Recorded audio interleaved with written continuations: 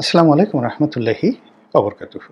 সম্মানিত দর্শক, আপনারা যারা রাজনীতি করেন, রাজনীতি নিয়ে চিন্তা করেন এবং আপনারা যারা কল্পনা করেন বা আশা করেন যে আমাদের দেশের রাজনীতি, অর্থনীতি একটা নির্দিষ্ট গতিতে চলুক, এদেশের নেতৃত্বটি রাজনৈতিক নেতাদের হাতে থাকুক, রাজনীতির সুবাতাস প্রবাহিত হোক এবং রাজনীতির মাধ্যমে গণতন্ত্র, সুশাসন এবং আইনের শাসন এটা প্রতিষ্ঠিত হোক। যারা এই চিন্তাগুলো করছেন, দুঃখজনক হলেও সত্যি, তাদের জন্য খুব দ্রুত কোনো সুসংবাদ নেই। বাস্তবতা হলো যে আমাদের রাজনীতির অঙ্গনে এত মারাত্মক কতগুলো জটিলতা তৈরি হয়েছে এবং এই জটিলতাগুলো তৈরি হয়েছে মূলত 2001 সন থেকে।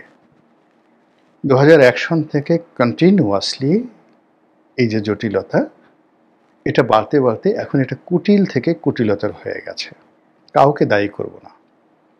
মূল বিষয় হলো রাজনীতির মধ্যে কিছু বদমাইশ প্রকৃতির লোক,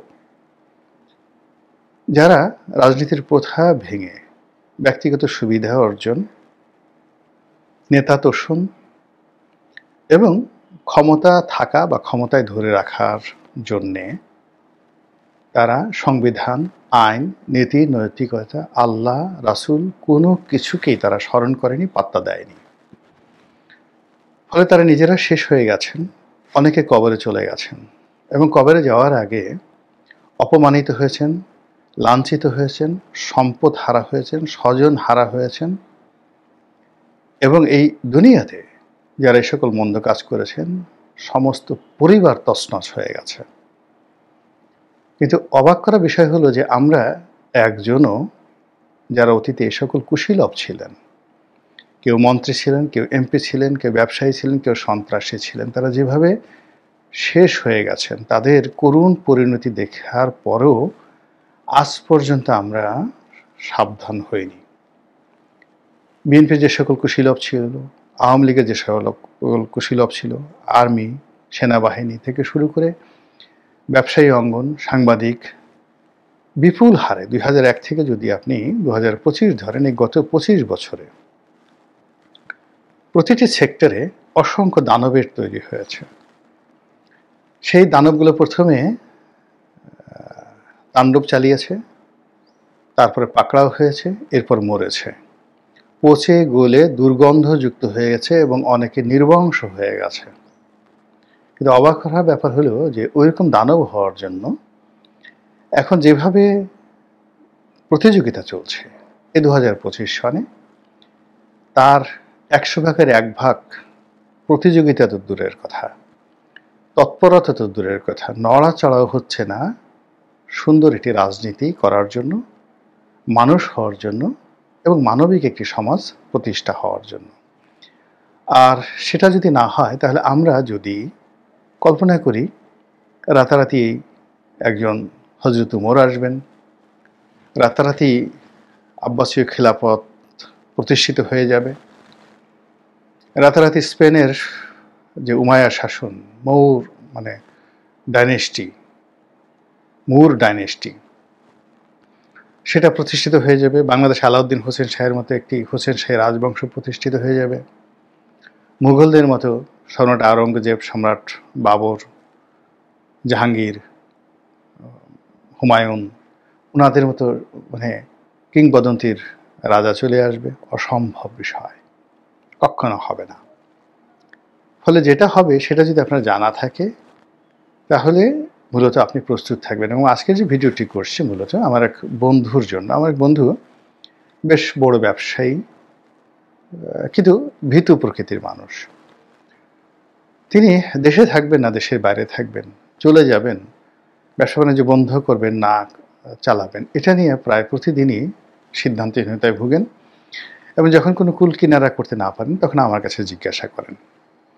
তো এই বর্তমান প্রেক্ষাপটে দেশের রাজনীতি নিয়ে কি চলছে এবং তার কি করা উচিত, তার ব্যবসা বাণিজ্যে কি হবে, এগুলি নিয়ে আলাপ আলোচনা করতে গিয়ে আমার কাছে মনে হলো যে তার মতো একজন মানুষ যে কিনা অনেক ভালো পর্যায়ে আছে, কিন্তু রাজনীতি সম্পর্কে তার কোনো ধারণাই নেই, তিনি জানেন না। তো এই কারণে মনে হচ্ছে যে আমি যতটুকু জানি এগুলো আপনাদেরকে জানানো, বোঝানো উচিত। প্রথমত হলো যে আমাদের যে রাজনীতির আকাশটি অতীতের যে কোনো সময়ের চেয়ে এখন মেঘাচ্ছন্ন।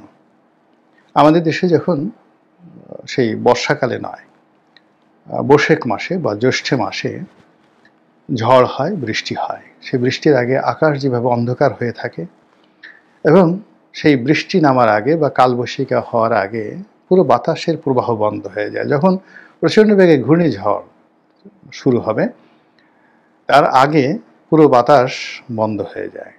তারপরে কি দেখেন, ঘূর্ণিঝড়ের লক্ষণ হলো গরম বাতাস প্রবাহিত হয়। আর যদি সুন্দর বর্ষাকালে সুন্দর একটা বৃষ্টি হবে যা দিয়ে আপনার ফসল উৎপাদিত হবে, মাটির উর্বরতা বৃদ্ধি পাবে এবং আপনার রিজিক আল্লাহ রাব্বুল আলামিন আসমান থেকে পাঠাবেন। এক্ষেত্রে বৃষ্টির আগে সুন্দর একটা ঠান্ডা সুশীতল বাতাস প্রবাহিত হয়। একবার স্মরণ করে দেখুন, আপনারা যারা গ্রামে বড় হয়েছেন, বৈশাখ মাসে বা জ্যৈষ্ঠ মাসের শুরুতে যখন ফসল ছোট থাকে, ধানের ক্ষেত, পাটের ক্ষেত, চমৎকার একটা বৃষ্টির আগে কিভাবে সেখানে ঠান্ডা বাতাসে একটা বেহেশতি পরশ বুলিয়ে দেয় এবং সে বাতাসে যেভাবে পাটের পাতাগুলো দুলতে থাকে, ধানের গাছগুলো, ছোট ছোট বাচ্চা গাছ সেগুলো দুলতে থাকে, ও দৃশ্য দেখলে হৃদয় ভরে যায়। কিন্তু যেদিন ঘূর্ণিঝড় হবে, ঘূর্ণিঝড়ের আগে গরম বাতাস প্রবাহিত হলো, এরপরে বড় বড় বজ্রপাত হচ্ছে, কালবৈশাখীর তাণ্ডবে গাছ গুছ ভেঙে বাড়ি ঘর তছনছ হয়ে যাচ্ছে, টিনের ঘর উড়িয়ে নিয়ে যাচ্ছে। আমরা 70-এর দশকে দেখছি এবং বংশের মুরব্বীরা কেউ কোরআন শরীফ পড়ছে, কেউ সূরা ওয়াসিন পড়ছে, কেউ আল্লাহু আকবার বলে আজান দিচ্ছে, কেউ ঘরের খুঁটি ধরে আল্লাহ আল্লাহ করছে। এই দৃশ্য তো আমাদের নিজের চোখে দেখা। এই বাংলাদেশের রাজনীতিতে এখন কেবল সেই ঘূর্ণিঝড় নয়, অনেকটা টর্নেডো। আমাদের দেশে বেশ কয়েকটা মারাত্মক টর্নেডো হয়েছে।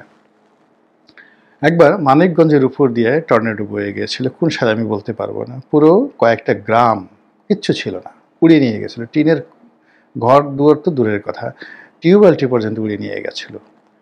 আরেকবার উড়িষ্যারে, এরশাদের জমানাতে উড়িষ্যারে ঘূর্ণিঝড় হয়েছিল, টর্নেডো। এই বিভৎস দৃশ্য না দেখলে বোঝা যাবে না যে কি পরিমাণ সেখানে সেই উড়িষ্যারের সেই টর্নেডো বা ঘূর্ণিঝড় সবকিছু বিপর্যস্ত করেছিল। আরেকটা হলো 1970 সনে, যে কারণে ধরেন এই বাংলাদেশের সেই ঘূর্ণিঝড় ভোলা, পটুয়াখালী, বরিশাল এই অঞ্চলের পুরো উপকূল অঞ্চল, সন্দ্বীপ, হাতিয়া রীতিমতো ভেসে গিয়েছিল। একই সঙ্গে জলোচ্ছ্বাস, ঘূর্ণিঝড়, টর্নেডো একই সঙ্গে হয়েছিল। তো এর আগে প্রকৃতি জানান দেয়, যখন এরকম কোনো ঘটনা ঘটে তখন প্রকৃতি জানান দেয়। প্রকৃতির সরীসৃপ প্রাণীগুলো, যেগুলো সাপ বা অন্য যেগুলো বুকে ভর করা প্রাণী, তাদের নড়াচড়া দেখলে আপনি বুঝতে পারবেন যে এরকম অবস্থা তৈরি হয়ে গেছে। এখন বাংলাদেশের রাজনৈতিক অঙ্গনের যে দুরবস্থা, এটাও যদি অনুধাবন করতে হয়, এই রাজনীতির যারা সরীসৃপ, রাজনীতিকে আশ্রয় করে বুকে ভর দিয়ে যারা চলেন এবং দিনের পর দিন সব কিছু বাদ দিয়ে বছর পর বছর যারা এই রাজনীতি করে যাচ্ছেন, আপনি তাদের মুখমণ্ডল, কথাবার্তা সব কিছু দেখলেই বুঝতে পারবেন যে রাজনীতির আকাশে কত বড় ভয়ালো কালো মেঘ একত্রিত হয়েছে। আমাদের দেশে বহুবার ক্ষমতার পট পরিবর্তন হয়েছে, স্বাধীনতা থেকে আজ অবধি। আপনি ধরুন বঙ্গবন্ধুর হত্যাকাণ্ড, খন্দকার মোশতাকের পতন, এরপরে 7ই নভেম্বর, এরপর জিয়াউর রহমানের মৃত্যু, জাস্টিস সাত্তারের ক্ষমতাচ্যুতি, এরশাদের পতন, 2006 সালের 1/11 এবং সর্বশেষ শেখ হাসিনার পতন। এগুলো সবই রাজনীতির কালবৈশাখীর আপনি পর্যায়ে ফেলতে পারেন। আর আমি যেটা বলছি যে এটা কালবৈশাখী না, কালবৈশাখীর সাথে বড় কিছু, একটা ঘূর্ণিঝড়, একটা টর্নেডো, একটা মরুঝড়, সাইমুম, ঠিক ওইরকম একটা পরিবেশ ঘটানোর জন্য আমাদের আকাশের মেঘগুলো, রাজনীতির আকাশের মেঘগুলো গুড় গুড় গুড় গুড় করছে। ছোট্ট একটা উদাহরণ দেই। এখন দেখুন যে কিয়ামতের আলামত কি? কিয়ামতের আলামত হলো কিয়ামতের সময় যখন এই পৃথিবী হবে তখন পৃথিবীর কোনো মহাকর্ষণ এবং মধ্যাকর্ষণ শক্তি থাকবে না। কোনো কিছুর ওজন থাকবে না। হিমালয় পাহাড়ের যে ওজন আর একটা পিঁপড়ার ওজন সেম হবে, ফলে পিঁপড়া আর হিমালয় পাহাড় তুলোর মতো উড়তে থাকবে। এরকম একটি অবস্থা হবে কিয়ামতের পূর্ব লক্ষণ। আর কিয়ামত সংঘটিত হওয়ার পর হাসর নসর যখন হয় তখন কেউ কাউকে চিনবে না, বাবা মা কাউকে চিনবে না, এগুলো তো আমরা জানি সবাই। এখন রাজনীতিতে দেখেন, এখানে কে ৮০ বছরের রাজনীতিবিদ আর কে ১৮ বছরের রাজনীতিবিদ এটা কোনো ব্যাপারই নয়। প্রত্যেকটা রাজনীতিবিদ তার ওজন হারিয়েছে, উচ্চতা হারিয়েছে, আকার হারিয়েছে, আকৃতি হারিয়েছে, এবং সেই কিয়ামতের আগে যেভাবে ইসরাফিলের সিংগায় ফুঁক দেওয়ার পর সব বস্তুর মধ্যে যে ম্যাগনেটিক পাওয়ার রয়েছে, পৃথিবীর যে মধ্যাকর্ষণ মহাকর্ষণ শক্তি আছে, সেটা যেভাবে ফিনিশ হয়ে যাবে, রাজনীতির যে বন্ধন সম্পর্ক এটা নষ্ট হয়ে গেছে। এখানে মায়া নেই, দয়া নেই, সম্মান নেই, মর্যাদা নেই। যে যেভাবে পারছেন প্রতিপক্ষকে গালাগালি করছেন, অসম্মান করছেন, মর্যাদা হানি ঘটাচ্ছেন এবং আক্রমণ করছেন। এবং এই আক্রমণের যে কাণ্ড কারখানাগুলো রাজনীতির আকাশে প্রতিহিংসা তৈরি করার জন্য জিঘাংসা জমা হয়ে আছে।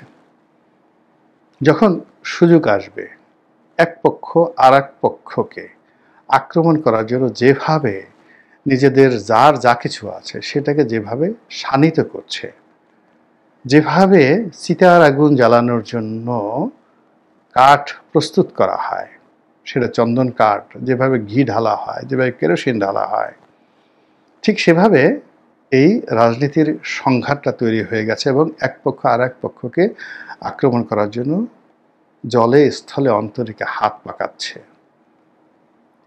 মানে আমি বাঁচি আর না বাঁচি, তোকে একটু দেখে দেব, তোকে আমি শেষ করে দেব। এরকম এদের সংখ্যা আর পক্ষগুলো আপনি একটু চোখ বুজে চিন্তা করেন তো। এর বাইরে প্রেম আছে, মহব্বত আছে, অনুভূতি আছে, সম্মান আছে, মর্যাদা আছে? কিচ্ছু নেই। এরপরে হলো যে অভাবে স্বভাব নষ্ট। মানুষের যখন অভাব থাকে তখন মানুষের ঈমান থাকে না। আল্লাহ রাব্বুল আলামিন বলেছেন যে তোমরা দারিদ্রতা থেকে আমার কাছে পানাহা চাও। আর মানুষের যদি শ্রেষ্ঠতম নিয়ামত আল্লাহ দিয়ে থাকে সেটা হলো মানুষের শরীর এবং স্বাস্থ্য।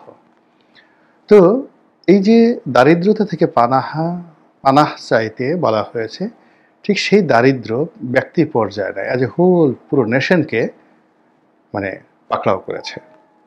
জাতীয় অর্থনীতি, ব্যবসা বাণিজ্য, শিল্প, কল কারখানা, আমদানি রপ্তানি, ব্যাংকিং, বিনিয়োগ, নতুন উদ্যোগ, সব কিছু মুখ থুবড়ে শুধু পড়েনি, এমনভাবে জটিল পর্যায়ে পৌঁছে গেছে, ইচ্ছে করলেও কেউ আপনাকে সাহায্য করতে পারছে না।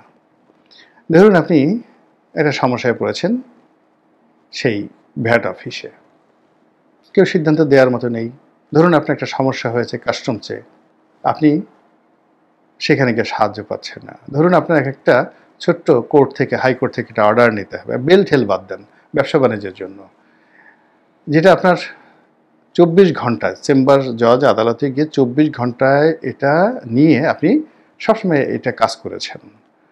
এখন গিয়ে দেখেন ২৪ মাস যাবৎ অনেক এরকম বিষয়বস্তু রয়েছে যেগুলো সিরিয়াল আনা যাচ্ছে না হাইকোর্টে। জাস্ট বিচারক শুনবেন ১ মিনিট আর একটা রায় দিবেন, টেকিট। এতে রাষ্ট্রের কোনো ক্ষয়ক্ষতি হবে না। আমলাতান্ত্রিক জটিলতার কারণে এরকম অনেক সিদ্ধান্ত এখানে পড়ে আছে। যেমন ধরুন একজন লোকের একটা ইন্ডাস্ট্রি আছে, ১,০০০ কোটি টাকার একটা ইন্ডাস্ট্রি। তো কাস্টমসের একজন কমিশনার, ধরেন দুর্নীতিবাজ, সে কী করলো, তার ফাইলে একটা স্বাক্ষর দিয়ে তার বিরুদ্ধে ১০০ কোটি টাকার একটা ক্লেম সাবমিট করে, ভুয়া ক্লেম সাবমিট করে ফাইল চাপা দিয়ে রেখে গেল। ১ বছর, ২ বছর, ৩ বছর, ৪ বছর কেউ জানলো না। এরপরে হঠাৎ করে সে ফাইল সামনে চলে আসলো। পরবর্তীতে যিনি আসলেন তিনি সবই দেখলেন যে এটা অন্যায় হয়েছে, কিন্তু তার কিছু করার নাই, তাকে ছুটতে হবে অ্যাপিলেট মানে কর আপিলেট আদালতে। এখন গত 14 মাসে কর আপিলেট আদালতে যাওয়া হয়েছে, গিয়ে দেখেন সে ছাগল মতিউর থেকে শুরু করে আজ পর্যন্ত একজন কর্মকর্তা সেই 6 মাস এখানে কাজ করতে পারেন নাই, 3 মাস কাজ করতে পারেননি। আচ্ছা, তো সেই ফাইলটা আসলো, এসে কর আদালতে আসলো। কর আদালত দেখলেন যে সব ঠিক আছে, কিন্তু তিনি এটা গ্রহণ করতে পারবেন না। এর কারণ হলো, যখন কোনো কমিশনার একটা সিদ্ধান্ত নেন 6 মাসের মধ্যে আপিল করতে হয়, কিন্তু ওই মালিক যেহেতু তাকে একটা সিন্ডিকেট করে তার ফাইলটা আটকে রাখা হয়েছিল, কাজেই তিনি জানতে পেরেছেন 6 বছর পরে। কাজেই অ্যাপিলেট ডিভিশন মানে কর আপিল আদালত অপারগ, তাকে এটা তামাদি হয়ে গেছে। এই তামাদিটা কাটিয়ে আনার জন্য বা এই তামাদি মামলাটা শোনার জন্য, অনুমতির জন্য তাকে হাইকোর্টে আসতে হবে। আপনি আসলেন হাইকোর্টে এসে অ্যাপ্লাই করলেন। অ্যাপ্লাই করার পর যে বিচারকের কোর্টে অ্যাপ্লাই করলেন, সেই বিচারকের ডিম মারা হলো, সে ভয়ে পালিয়ে চলে গেল, 8 মাস পিছনে পড়ে গেল। আপনার সমস্ত ফাইল 2 বছরের মধ্যে সিরিয়াল আসতেছে। এইভাবে গিয়ে দেখেন হাইকোর্টে হাজার হাজার ঘটনা একটার পর একটা ঘটে যাচ্ছে। জীবন জীবিকা, ফ্যাক্টরি, ব্যবসা বাণিজ্য, ব্যাংকিং তছনছ হয়ে আছে। ব্যাংকিংয়ের ঘটনা বলি। ধরুন একজন কাস্টমস কর্মকর্তা দুর্নীতিবাজ, সে আপনার কাছ থেকে 1 লাখ টাকা ঘুষ চেয়েছে, আপনি ঘুষ দেননি। ঘুষ না দেওয়ার কারণে সে কী করলো, সে এরকম একটা গোপন রিপোর্ট সে লিখে দিয়ে আপনার ব্যাংকে লিখে দিল, এর ব্যাংক অ্যাকাউন্ট ফ্রিজ করে দাও বলে সে চলে গেল। এখন সে নিয়ম অনুযায়ী আপনি যে ব্যবসা করবেন, একটা সিঙ্গেল ব্যাংক অ্যাকাউন্ট আপনাকে ফ্রিজ করতে বলা হয়েছে। সে দেখা গেল আপনার ওখানে তার 5টা অ্যাকাউন্ট আছে, 5টা অ্যাকাউন্ট সে ফ্রিজ করে বসে আছে। এরপরে ব্যাংকের কর্মকর্তাদের কাছে গেলেন, তারা সবাই বলল যে আপনি হাইকোর্ট থেকে এটা রায় নিয়ে আসেন, আমরা এটা খুলে দিচ্ছি, আপনার ব্যবসা বাণিজ্য শেষ। আপনি যখন 3 বছর 4 বছর 5 বছর পরে যখন এই ব্যাংক অ্যাকাউন্ট খুলতে যাবেন, তখন আপনার আর ব্যবসা বাণিজ্য করতে পারবে না। এইভাবে গত 14 মাসে যে সমস্যাগুলো অতীতে ছিল 2001 থেকে একেবারে 2025 পর্যন্ত, গত 14 মাসে এটা মাল্টিপল হয়ে সব জায়গার ক্রোধ ক্ষোভগুলো আকাশে জমা হয়েছে। ফলে যে রিকশাওয়ালা রাগ হয়ে আছে, যে ঠেলাওয়ালা রাগ হয়ে আছে, যে গার্মেন্টস মালিক, শিল্প কলকারখানা মালিক, ইম্পোর্টার রাগ হয়ে আছে। কার উপর? সরকারি কর্মকর্তা, আমলা, রাজনীতিবিদ, চাঁদাবাজ, মাস্তান, সবার উপর। আর এই রাগ যখন সে চরিতার্থ করার সুযোগ পাবে, বিশ্বাস করেন সবচেয়ে বড় মুগুর দিয়ে আগে একটা বাড়ি দিবে, তার হলো কথা। এবং তার কিছু নমুনা আমরা দেখেছি যে মানুষের ক্রোধ কোন পর্যায়ে ছিল। পুলিশের সঙ্গে যে আচরণ করেছে, যে পুলিশ হত্যাকাণ্ড করেছে, থানাগুলো পুরানো হয়েছে, এগুলো এখন অনেকে বলছেন ম্যাটিকুলাসলি এগুলো ডিজাইন করে করা হয়েছে পুলিশকে ভয় দেখানোর জন্য। ইটস ওকে, কিন্তু বাস্তবতা হলো পুলিশ কি নিরাপরাধ ছিল? পুলিশের অন্ততপক্ষে 500 থেকে 1000 কর্মকর্তা সারা বাংলাদেশে, তারা কি ওসি প্রদীপের মতো ছিল না? যাদের উপর মানুষের ক্রোধ এমন ছিল যে তাদেরকে পাড়িয়ে মারার জন্য মানুষ দাঁড়িয়েছিল, এবং ওই কাজটা যদি নিজের হাতে করতে পারতো সে শান্তি পেত। তো কাজে এই জিনিসগুলো তো ছিল, ঠিক একই অবস্থা এখন তৈরি হয়েছে।